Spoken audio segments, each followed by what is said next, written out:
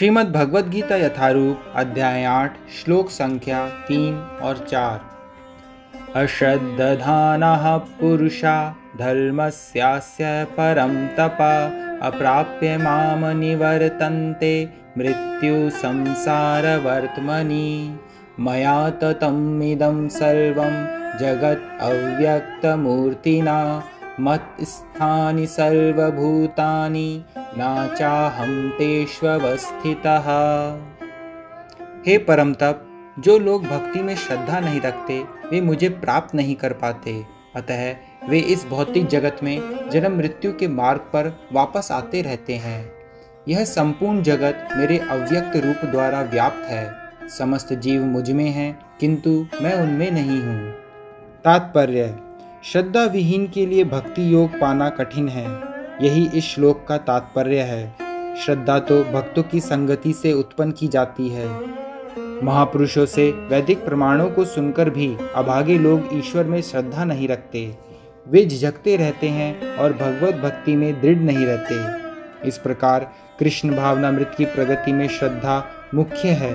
चैतन्य चरितामृत में कहा गया है कि श्रद्धा तो यह पूर्ण विश्वास है कि परमेश्वर श्री कृष्ण की ही सेवा द्वारा सारी सिद्धि प्राप्त की जा सकती है। यही वास्तविक श्रद्धा है।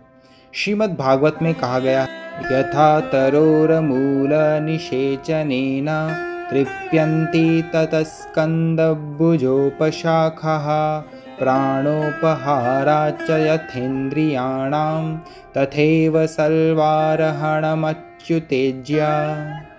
वृक्ष की जड़ को सींचने से उसकी डालें, टहनियाँ तथा पत्तियाँ तुष्ट होती हैं और आमाशय को भोजन प्रदान करने से शरीर की सारी इंद्रियां तृप्त होती हैं।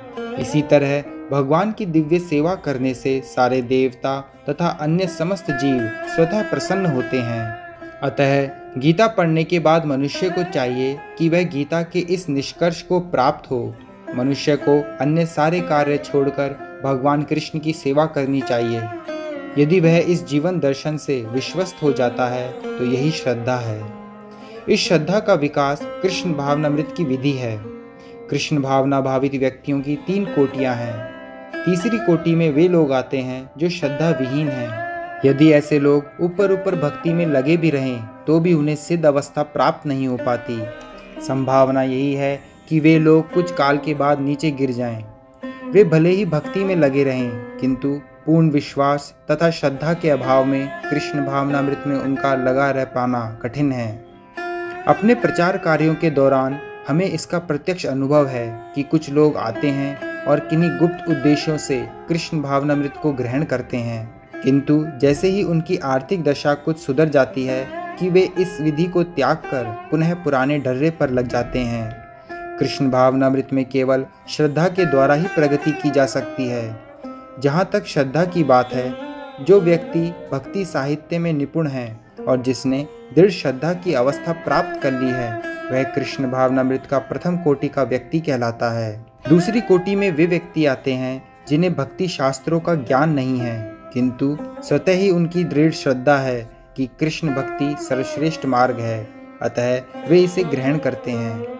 इस प्रकार वे तृतीय कोटि के उन लोगों से श्रेष्ठतर हैं जिन्हें ना तो शास्त्रों का पूर्ण ज्ञान है और ना श्रद्धा ही है, अपितु संगति तथा सरलता के द्वारा वे उसका पालन करते हैं। तृतीय कोटि के व्यक्ति कृष्ण भावनामृत से गुमराह हो सकते हैं, किंतु द्वितीय कोटि के व्यक्ति गुमराह नहीं होते। प्रथम कोटि के लोगों के गुमराह होने का प्रश्न ही नहीं उठता। प्रथम कोटि के व्यक्ति निश्चित रूप से प्रगति करके अंत में अभिष्ट फल प्राप्त करते हैं। तृतीय कोटि के व्यक्ति को यह श्रद्धा तो रहती है कि कृष्ण की भक्ति उत्तम होती है, किंतु भागवत तथा गीता जैसे शास्त्रों से उसे कृष्ण का पर्याप्त ज्ञान प्राप्त नहीं हो पाता।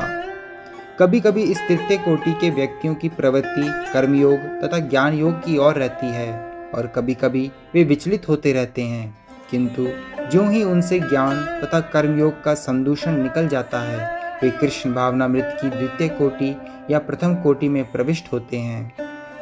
कृष्ण के प्रति श्रद्धा भी 3 अवस्थाओं में विभाजित है और श्रीमद् भागवत में इनका वर्णन है।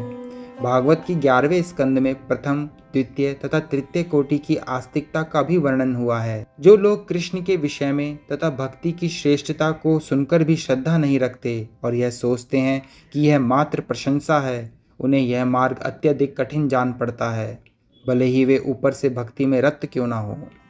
उन्हें सिद्धि प्राप्त होने की बहुत कम आशा है। इस प्रकार भक्ति करने के लिए श्रद्धा परम आवश्यक है। भगवान की अनुभूति स्थूल इंद्रियों से नहीं हो पाती। कहा गया है कि अतः श्री कृष्णा नामादि न भवेत ग्राह्यम इंद्रियैः सेवोन्मुखैः जिह्वादो स्वयमेव स्फृत्यदः। भगवान श्री कृष्ण के नाम, यश, लीलाओं आदि को भौतिक इंद्रियों से नहीं समझा जा सकता। जो समुचित निर्देशन से भक्ति में लगा रहता है उसे ही भगवान का साक्षात्कार हो पाता है। ब्रह्म संहिता में कहा गया है, प्रेमांजन छुरित भक्ति विलोचनेना संतः सदैव हृदयेषु विलोकयन्ति। यदि किसी ने भगवान के प्रति दिव्य प्रेमाभिरुचि उत्पन्न कर ली है तो वह सदैव अपने भीतर तथा बाहर भगवान गोविंद को देख सकता है।